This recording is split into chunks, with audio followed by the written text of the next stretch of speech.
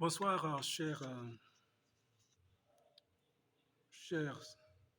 frères et sœurs, chers les Africains et amoureux de l'Afrique. Je suis votre serviteur, Bigolé Patterson. J'ai mis déjà sur les réseaux sociaux un thème important, c'est la Bible, le socle du développement de l'Afrique. Nous pensons que, en nous appuyant sur la Bible, sur le Dieu de la Bible,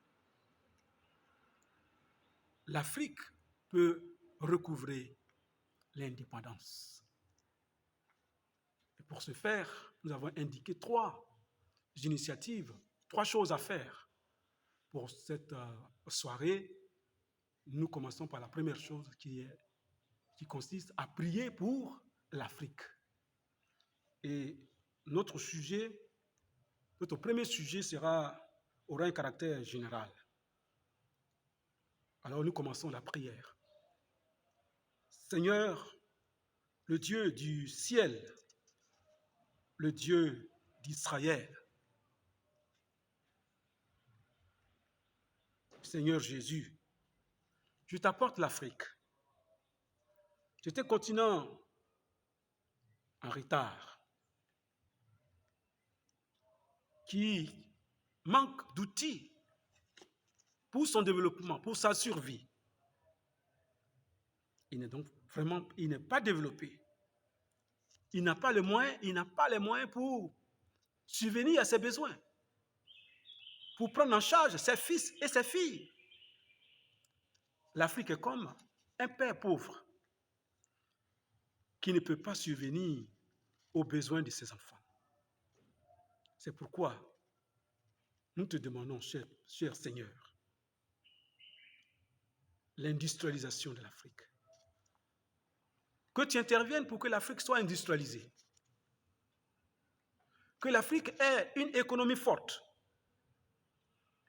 Qu'il y ait la science qui se développe en Afrique. Que les Africains arrivent à fabriquer leurs propres outils de survie.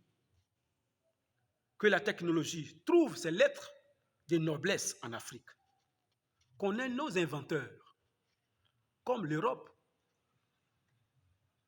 ont eu leurs inventeurs, tels que Thomas Edison, Einstein, Gutenberg. Nous voulons avoir nos Thomas Edison, nos Einstein, nos Gutenberg. C'est à ce prix que l'Afrique peut quitter cette zone turbulente du sous-développement. Que l'Afrique démarre son développement. Je te demande au nom de Jésus, Christ de Nazareth, je te demande au nom de Jésus-Christ de Nazareth que l'Afrique quitte le sous-développement. Au nom de Jésus. Et vous répondez Amen. Chers frères, chères sœurs, chers Africains, vous savez que Dieu répond aux prières. Alors je vous prie de prier de la même façon le Dieu d'Israël, le Dieu d'Abraham, jusqu'à l'accomplissement de ce sujet. Ne vous taisez plus.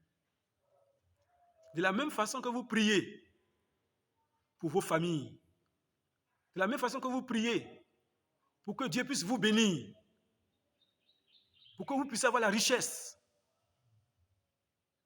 priez pour que l'Afrique puisse quitter la mendicité, pour que l'Afrique puisse quitter le sous-développement. Je suis au sérieux. Ce n'est pas impossible.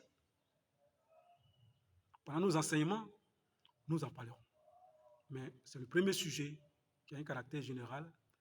Mais avec le temps, nous donnerons encore d'autres sujets Mais à partir d'aujourd'hui, continuez à prier dans les mêmes termes que j'ai prié tout à l'heure.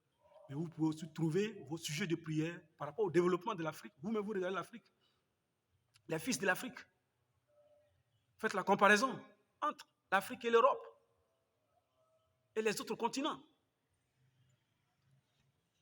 L'Afrique n'est pas née pour souffrir. Ce n'est pas dans le plan de Dieu que l'Afrique souffre, que l'Afrique soit marginalisée. Mais Dieu nous demande de lui demander toutes choses et il le fera. Que Dieu vous bénisse. Que Dieu vous bénisse. Et à la prochaine. Je vous demande de liker cette vidéo, de partager avec des gens, des frères, des sœurs, envoyer dans le monde entier, et que les gens intercèdent pour l'Afrique. Je le disais dans la première vidéo, il y a eu beaucoup de solutions qui ont été proposées pour la sortie du sous-développement de l'Afrique. Ça n'a pas marché. Essayons la Bible. Essayons avec le Dieu d'Israël, le Dieu de la Bible. Et vous verrez que Dieu interviendra pour que, enfin, l'Afrique soit libre. Que Dieu vous bénisse.